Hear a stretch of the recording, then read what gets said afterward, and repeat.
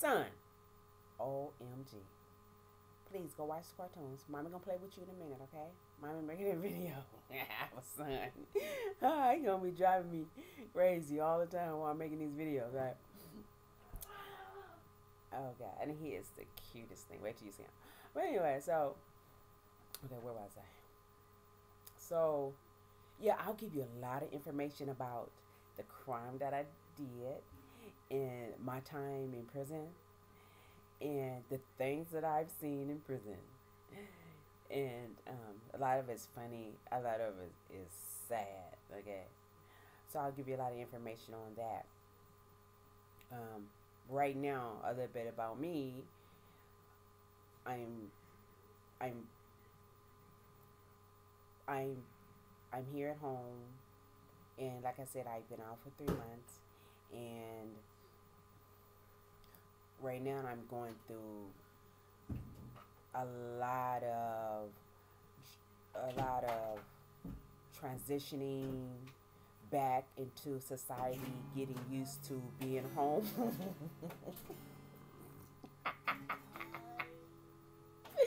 That's my son playing the guitar. I told him that I was gonna do this and to just give me some space and let me do this. But as you can see, it didn't work. Please give mommy some space. Go watch TV, okay?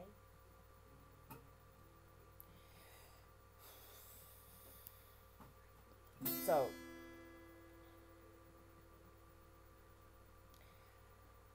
I'm transitioning. Okay, so I'm transitioning back into society. I'm trying to get used to this lifestyle because since I've been in prison, a lot of things has changed. When I left, I owned a home and homes and cars and the nice life that I had built up over the years for myself and my family. But since I've left, a lot has happened. My husband had to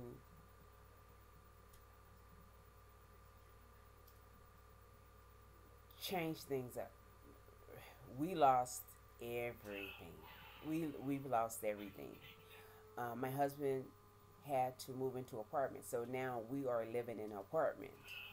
We had to get rid of a lot of the things that we had. A lot of the furniture couldn't fit into this apartment. This apartment is little. I am so not used to living in an apartment. Okay, I own homes. Okay, houses, big houses. So this is different. This is different for me moving into this apartment. Now, don't get me wrong. I'm laughing, right? But I am thankful. I am grateful for what I have. The Lord has allowed me to come home and to finish my term. So I am totally grateful and thankful. My husband kept saying before I got home, "You're not gonna like the apartment. You're not gonna like the apartment, right?" I walked in. I love this apartment. I do. It's small and I'm not used to it, but I do. I love this apartment because can you imagine? But where I was living, so I do. I do love this apartment, but it's just different from what I'm used to. So yeah, living in this apartment is one thing that I have to get used to because it's not what I'm used to, and also, my husband had to go back to work. We're not used to working. We don't. We own businesses. We've always owned businesses, so we didn't have to work.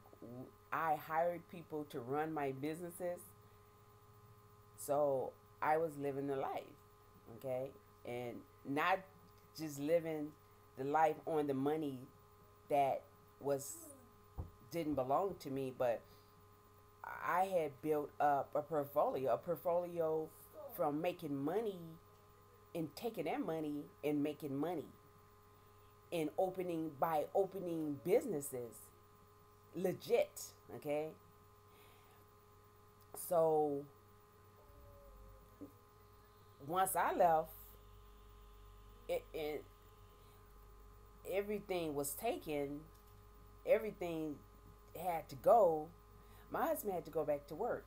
My husband had to go back to work, and now the money that he makes is barely enough to pay for this apartment and pay all the bills and take care of his family. So now here I am coming home from prison, and there's no money. There's no money. There's no car. I don't have a car. I drove a Mercedes Benz, a convertible, you know. And so now I'm home and I don't have a car. Once again, don't get it twisted. It's not that I'm not grateful, because I am. I'm grateful that to be home, but I'm just going through, being honest, and going through what's going on right now. And one of them is I don't have a car. So what? I don't have a car. It's all good. It'll come. Trust me, it'll come. But yeah, that's just one of the things um, that I'm gonna have to get used to, and that is not having a car right now. So so now I'm living in an apartment, and I don't have a car, and we're struggling. My husband is making, you know, enough money to, you know, to make it to the next paycheck, paying all the bills and everything. So,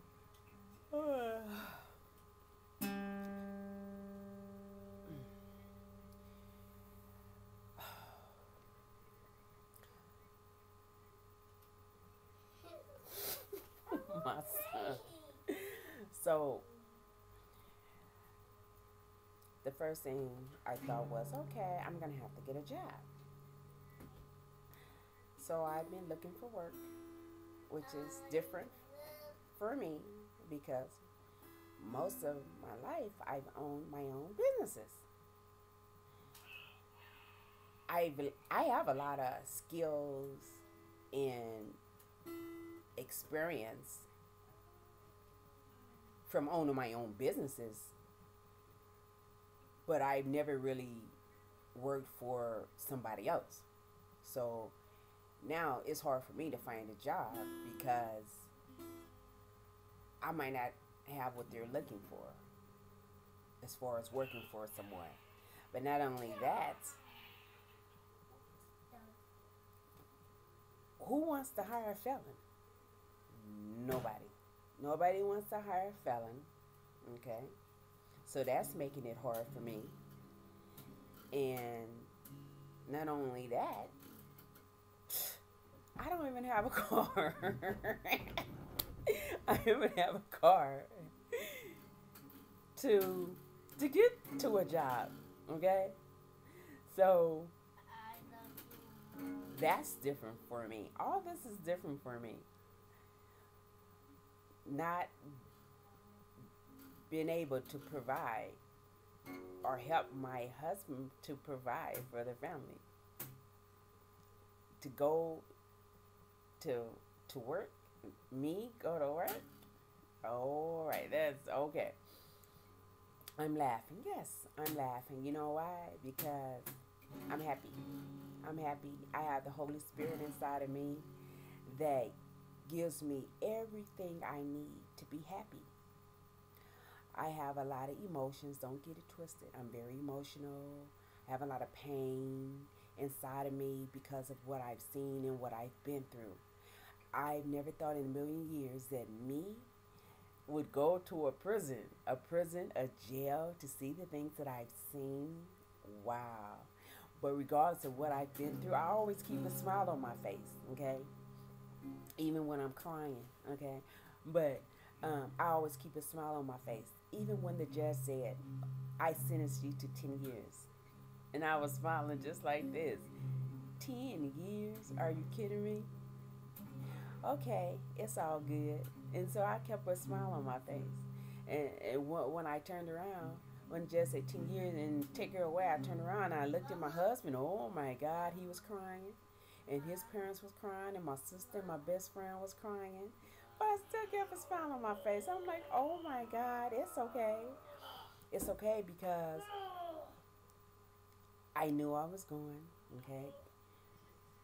God had given me the strength to be able to stand up and take what he was giving me, he was allowing to happen, because I know that, and I knew that regardless of what happened to me, it was God's will and God's purpose. And it's because God does control my life. God order my steps. And if that seems cruel to some people, really believe and trust me that it's not cruel, that he allowed me to go through the things that I went through. And he did it for a reason. Okay? And once I went, the first thing he said was, God, I'm talking about, he said, listen, okay? I need you to be still and to be quiet. Okay. This is how he got my attention. You see, I was so busy in my own world, living the life, that I wasn't listening to him. I could hear him. Oh, yeah, I heard him. Okay? But I wasn't listening. And so it was like, okay, God, I hear you. Okay, I'm going to get it together. I'm going to get it together. But I never did. So then God allowed God said, okay, I'm allow this to happen to you because I need you to listen to what I'm trying to tell you. So God allowed this to happen, and I knew that from the very beginning when it all went down. Okay, like, okay, God, what is going on? Okay, and so I have a relationship with God that allowed me to understand and to know that he is with me and he's ordering my steps. And before I left, my pastor had told me, regardless of what happened, remember that God is always with you. He'll be with you, and never forget the things that he taught you. So from that point, okay, I'm all good.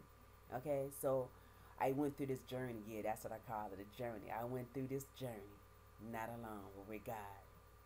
And oh my God, I have a story to tell. Okay, so you guys get ready. Okay. Thank you for listening. Again, my name is Keena, and I look forward to meeting you all and telling you my story, okay, with my son, okay, because he gonna drive us crazy along the way. All right. Thank you. Talk to you soon. Bye.